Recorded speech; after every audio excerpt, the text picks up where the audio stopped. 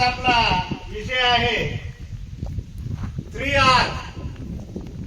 हा आपल्या अभ्यासक्रमात सुद्धा आहे. आता हे 3R काय आहे तर हे 3R खूप महत्वाचे आहेत. या 3R चा वापर करून आपल्याला प्लास्टिक मुक्ती करायची आहे. या 3R मधला पहिला R आपल्याला सांगतो रिड्यूस. रिड्यूस म्हणजे काय करायचं आहे? वापर कमी करायचा आहे. रिड्यूस म्हणजे काय?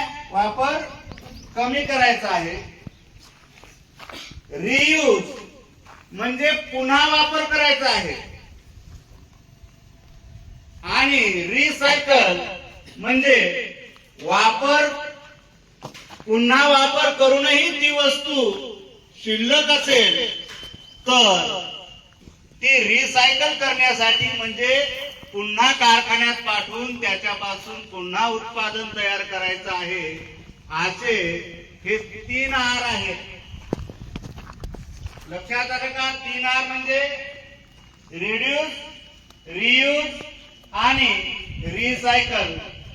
हे प्लास्टिक असो किंवा इतर कोणत्याही टाकाऊ वस्तू असो, याचा वापर आपल्याला ज्या विघटनशील पदार्थ नाहीत ते पदार्थ आपल्याला